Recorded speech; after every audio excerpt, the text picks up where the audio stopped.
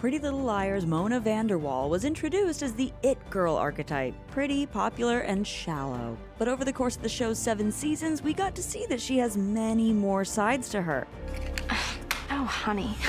That was like 2 personalities ago. Sure, she's the original A who kept the sadistic game that kept the liars, Aria Montgomery, Emily Fields, Spencer Hastings, and Hannah Marin, in a chokehold for the first 2 seasons. But when we think about the highly intelligent, self-aware person that she is, she was actually kinda right about high school and the world in general being an unforgiving place where just one person can make you feel like a perpetual outsider. When you don't feel anything, it must be really fun to mess with somebody who feels a lot.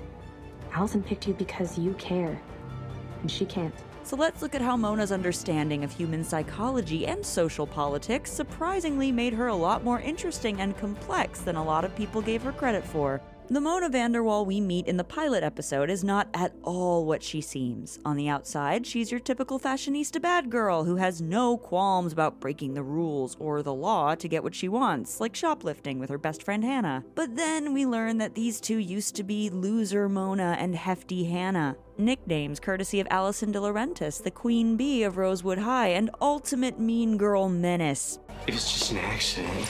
Is that what the doctors told your mom and dad at the hospital? Before her disappearance, Allison spent her days ruining the lives of teens and adults alike. Like everyone else, Mona was on the receiving end of her incessant cruelty. Mona and Hannah were middle school BFFs until Allison chose Hannah to be part of her clique. Mona was then teased for wanting to be accepted into the friend group too, ignored and straight up bullied for her looks. Mona, there are cancer patients with better hair. If I were you, and I'm happy that I'm not, I would stop trying. The show wasn't the best at fully depicting all the ways Allie dehumanized Mona, leading some viewers to think Mona's revenge was a serious overreaction. However, it wasn't just because Allie gave her a mean nickname. Allison stole my life from me when she crowned me Rosewood's biggest loser. And she was so convincing. Even I started to believe her. Mona feared and idolized Allison, but most of all hated how insignificant she made her feel. Mona decided to make her tormentor feel a different kind of fear by sending threatening text messages anonymously and succeeded in scaring her out of town. On the very eventful night Allie went missing, Mona even made it seem like she was rescuing her from this mysterious person who wanted her dead. In return, she was rewarded with advice and resources to become more popular. Ditch the glasses and the barrettes. Have Kim at the salon do your hair and ask for Cindy at the makeup counter. Buy everything she tells you to and never go to school without your face on. Mona eliminated her biggest obstacle and in turn made room for herself to take over. She had a major glow-up, trading in glasses and knee socks for heels and shedding her nerdy reputation. And then gives Hannah an Allie upgrade too. On some level, she may have wanted to truly help Hannah become more confident. See? Everything's better with a friend. But Mona also selfishly wanted to create a new Allison, one that she could control. The transition from loser Mona to popular Mona wasn't just about aesthetics. Mona understood the ins and outs of societal expectations, and that to win the approval of her peers, she needed to follow the Allison blueprint. This even included turning around and treating others in the exact same way that made her so miserable in the first place, bullying her classmates just as she had been bullied before. Even if it's maybe less out of her own genuine desire and more because she feels it's expected of her in her new elevated station, that still doesn't make it okay. What has he ever done to you besides remind you that 2 short years ago, we were him? He bugs me. Well, I think you're the one who needs a trip to Oz. See if the wizard can find you a heart. But we can see how effective it is in this vicious high school world, and it did end up having a more positive flip side as she developed the confidence to put people in their place who deserved it. I don't know what's more pathetic. People who gossip or people who listen to gossip. Mona also knew what part to play, how and when to put certain people at ease while quietly intimidating others. She had a wide variety of skills, but she knew which ones to display and which ones to keep hidden. Her skills in deception and computer hacking were highlighted when she helped Emily blackmail the school principal into letting her back on the swim team. Was that you who called me down here? I didn't even recognize your voice. Yes, I know. It's a gift. She went undetected as A by embodying an unassuming, vapid fashionista persona, not the secret mastermind with a major grudge. You're not the only genius in this car. You underestimated me. But lurking underneath that more modest version of Mona was the real her, the hoodie-clad villain we see in full A mode in the season 2 finale, angry, calculating, and completely unhinged. You deserved everything you got. Stole my only friend. There are deeper issues at play as well. Mona is a victim of Pretty Little Liars' frustrating habit of misrepresenting and stigmatizing mental illness. She's often misdiagnosed by the show and viewers as a sociopath and/or someone with dissociative identity disorder, despite not really meeting the criteria of either. And the show doesn't ever really unpack or analyze her problems on any real level. After she's treated and released from Radley Sanitarium, the town's archaic mental hospital, she returns to school as reformed Mona to gain sympathy among her peers. But I know that there's still bad blood between us. And I know that I have to earn your trust and prove that I'm worthy. But I will. You'll see. She insists that she's better now, though she's already in cahoots with the new A. In season 3, Mona officially stops trying to emulate a version of Allison and becomes more like her true, if still troubled, self. High school is no longer about dominating the social hierarchy and fighting to remain safely at the top of the food chain. She enters the brainy brunette era, fully embracing and flaunting the intelligence that she had before felt the need to hide. She even battles it out against Spencer to be team captain for the academic decathlon and wins. I played dumb for a really long time, Spencer. I'm not gonna do that anymore.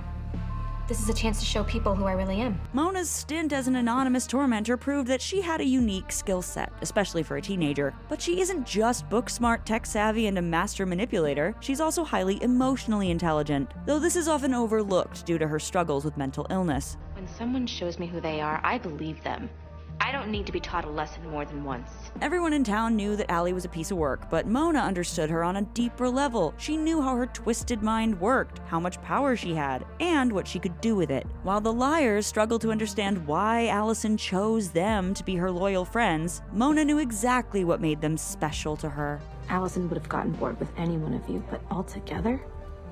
We're a challenge. Even as time went on and Mona came to feel more secure in herself and her abilities, she never lost sight of this reality or what she knew Allison was truly capable of. When Allison returned to Rosewood in season 5, Mona was afraid again because she understood the influence Allie still held over everyone. Mona knew she needed a plan to try to deal with it, so she went on the offense, assembling an army of fellow victims of Allison. That is the last time I underestimate that.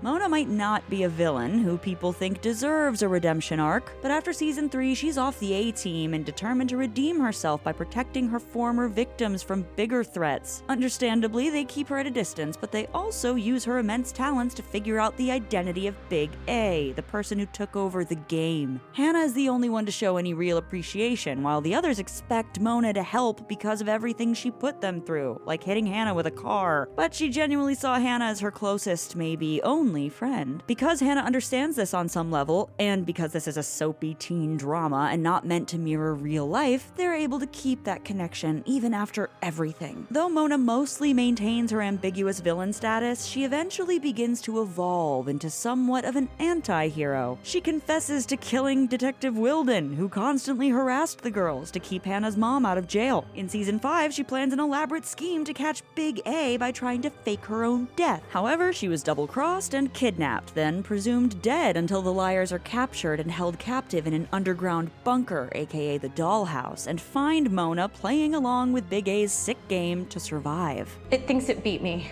but I'm still here. I'm the one who's winning the game. Once again, she's able to use her ability to understand the criminal mind to help them all escape. Even though Mona always longed to be a part of the friend group, deep down she likely knew that she works better as a lone wolf. Still, she continued to thanklessly put herself and her mental well-being at risk to help the Liars throughout season 6 and 7. I have literally bled myself for you, Hannah. Trying to protect you. How many times do I have to save all of you until I'm finally part of the group? Granted, much of the A-related blackmail implicates her, so her involvement is also self-preservation. When AD, the show's third anonymous antagonist, sends the Liars an elaborate board game, Hannah enlists the help of Mona again, knowing she wouldn't be able to resist something this complex and sadistic. Although she admires the ingenuity and craftsmanship, Mona rightfully resists because she knows herself well enough to see this for what it is, a major trigger that will cause her to regress, which is exactly what happens. Unlike many many of the characters on Pretty Little Liars, Mona Vanderwaal actually grows as a person each season, even when others don't see it or believe it. She learns from her mistakes, comes to recognize her triggers, knows how to read people, and knows how to use her strengths to stay 5 steps ahead of everyone else. In the spin-off show, Pretty Little Liars: The Perfectionists, Mona works at Beacon Heights University and chooses her former high school nemesis to join the faculty as a teaching assistant because she knows that, like her, Allison has matured and just wants to leave the past behind. I came here because I needed a fresh start. It's a lot easier to earn people's trust when you haven't already given them reasons not to trust you. Story of my life. Mona and her eventual surprisingly sweet kinship with Allison shows us that mean girls can change for the better and can even learn to use their mean girl powers for good. That's the take. Click here to watch a video we think you'll love, or here to check out a whole playlist of awesome content. Don't forget to subscribe and turn on notifications. And make sure to subscribe to our Patreon for exclusive new videos. And make sure to subscribe to our Patreon for exclusive new videos.